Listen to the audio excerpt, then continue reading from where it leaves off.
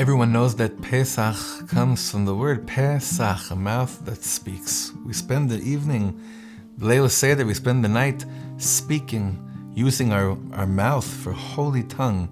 Paro is Pera, it's an evil tongue. And one of the things that all the Kabbalists speak about is that what came out of Egypt was Galut HaDibur, the exile of speech, that we know how to talk and how to use our mouth and when not to talk.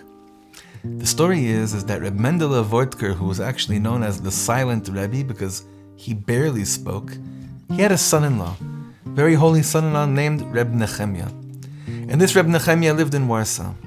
And in the time of Reb Nechemya, there was a big machlokas between Misnagdim and Chassidim, and in Warsaw was mainly Chassidim were living there. But there was an attempt to try to make shalom between everyone to the best of their ability.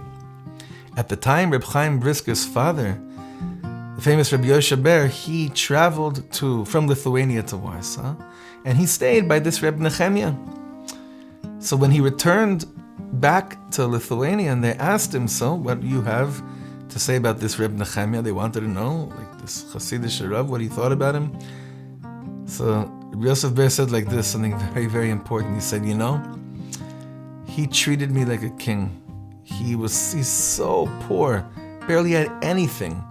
But he hosted me to the best of his ability.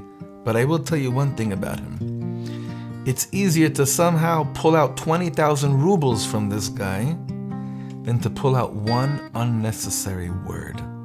And that said it all. That said it all.